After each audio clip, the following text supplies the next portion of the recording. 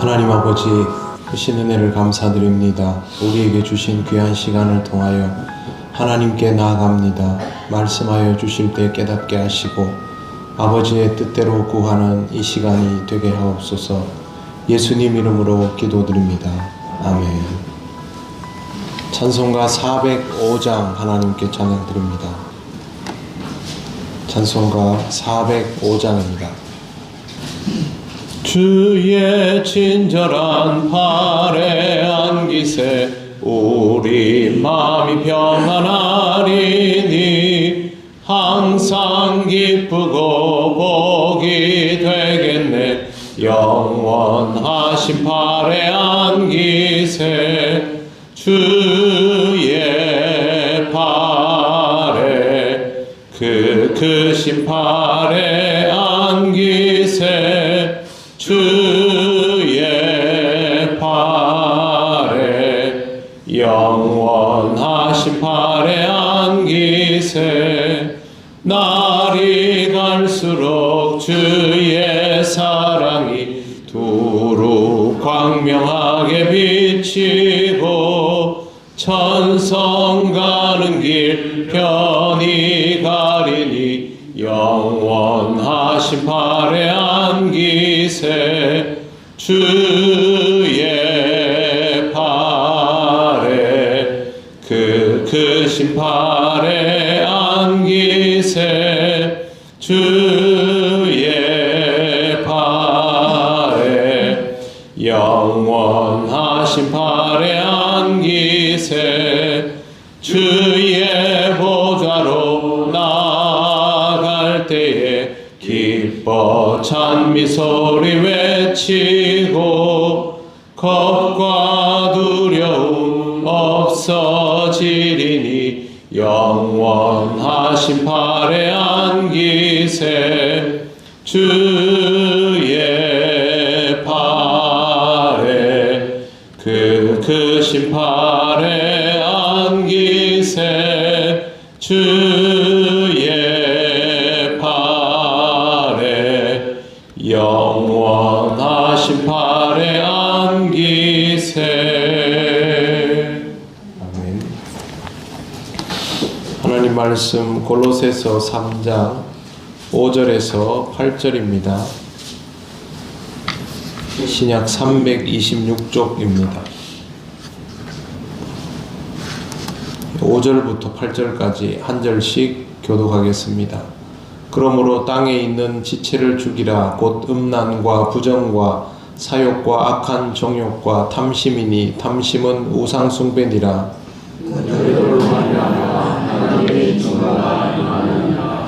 너희도 전에 그 가운데 살 때에는 그 가운데서 행하였으나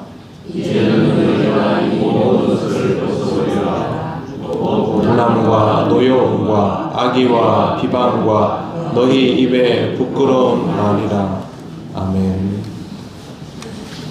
마지막에 등장하는 단어 탐심부터 보겠습니다. 탐심은 헬라어로 플레오넥시아입니다. 이것은 그 다음을 가지다, 더 많이 가지다 라는 의미가 있습니다. 더 많이 가지다 라고 하면 어느 만큼일까요? 끝이 없죠. 지금 이만큼 가지고 있는 것에서 또 더 많이, 그래서 좀 더 생기면 또 더 많이, 그런 의미가 됩니다. 결국 탐심이라는 것은 멈추어지지 않는 끝없는 욕망을 뜻합니다. 먼저 우리가 물질적인 것에서부터 이걸 생각할 수 있겠지만 비단 물질적인 영역만이 아니라 자신에게 허락된 것을 넘어서 다른 사람의 것을 탐내는 모든 것들이 여기에 해당됩니다. 문제는 욕망이라는 것이 쉽게 멈추어지는 것이 아니라는 데 있습니다. 이 부분에 대해서 우리가 머리로는 분명히 이해하지만 우리의 마음에 욕심이 들면 어느 순간부터는 이제 제동이 걸리지 않는 것을 경험할 때가 있습니다. 사실 탐욕에 대한 점검은 경계 앞에 서 있을 때 확인할 수 있습니다. 자신의 것을 넘어서는 경계, 타인의 영역이라고 여겨지는 경계 앞에 섰을 때에 더 나아가도 되는지, 여기에서 멈춰야 하는지를 확인할 수 있습니다. 나아가면 안 되는지를 제대로 판단하지 못하면 탐욕의 길로 들어서게 되는 것입니다. 어제 언급해드린 성적인 욕망에 관한 것들도 모두 탐심에 포함되는 것인데 굳이 이 탐심을 왜 나쁜 습관을 넘어서 우상숭배라고 바울이 말하고 있는 것일까요? 어제 말씀드린 악한 정욕의 특징도 통제되지 않는 갈망이었습니다. 그런데 탐심은 그것을 넘어서는 것입니다. 나의 지경을 넘어서 나아가는 욕망이 악한 정욕이라면 하나님의 경계도 넘는 것이 탐심이라고 이해할 수 있습니다. 그래서 탐심은 우상숭배라고 부르는 것입니다. 우상숭배는 하나님 외에 다른 그 무언가를 하나님보다 더 사랑하고 의지해서 그것으로부터 욕구를 체험받으려는 행위를 뜻합니다. 그런데 이것이 하나님의 자리를 다른 것으로 대체하는 것까지 나아가게 됩니다. 탐심이 왜 생길까? 그게 왜 끝이 없을까 하는 이렇게 이해하면 쉽습니다. 하나님 이외에 어떤 것도 완전할 수 없습니다. 온전하지 않습니다. 다 허상이거나 부족한 것 투성이입니다. 그런데 우리 욕망을 거기에다가 싣고 투영을 하면 그 허상이나 부족한 것 자체가 아무리 우리를 향해서 무언가를 설사해 줄 수 있다 할지라도 그건 우리의 욕망을 채울 수 있는 게 아니게 되죠. 그럴수록 우리의 이 욕망은 끝도 없이 계속 자라는 거죠. 아무리 채워도 채워지지 않는 것을 향해서 계속 체험받으려고 바라면 그 욕망은 자랄 수밖에 없고 자랄수록 하나님에게서부터 멀어지게 되고 하나님을 섬기지 않는 자리에까지 이르게 됩니다. 그래서 탐심은 결국 우상숭배일 수밖에 없는 것입니다. 이 탐심의 무서움을 바울이 엄히 경계하기 위해서 굳이 이 말을 하였고 6절에 보시면 이것들로 말미암아 하나님의 진노가 임하느니라 라고 말하고 있습니다. 출발은 결국 욕심에서부터입니다.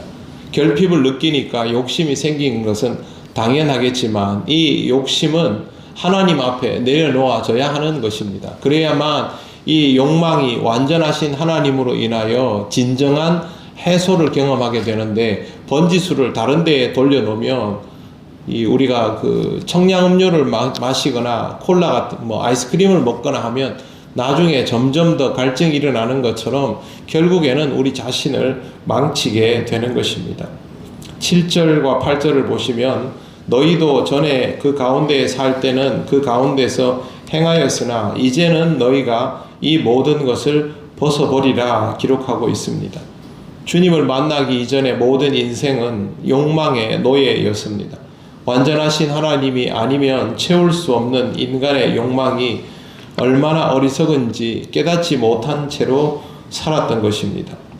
그렇게 채워지지 않는 욕구에 몰두하며 하나님을 향한 시야가 가리워진 채로 살았지만 이건 주님을 만나기 이전의 일입니다. 주님을 만난 이후부터는 모두 쓸모없는 것들 뿐입니다. 그래서 이제는 너희가 이 모든 것을 버리라고 말하는 것입니다. 버려야 새로울 수 있죠.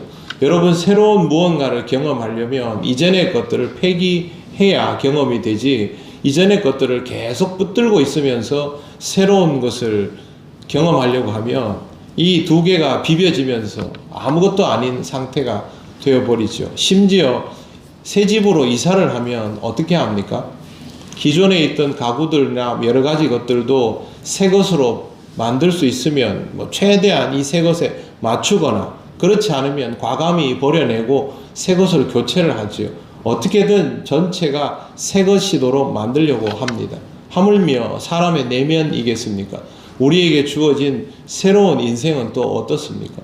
여러분이 분명히 주님을 만나고 새 인생을 살아가는데도 썩어져가는 구습을 계속 미련으로 붙들고 있다면 새로워지고 싶은 마음에도 불구하고 실제로 인생은 새로워지지 않습니다. 그래서 바울이 끊어라고 말을 하고 옛사람은 죽었다라고 말을 하고 굉장히 극단적인 표현을 서슴없이 사용하고 있는 것입니다.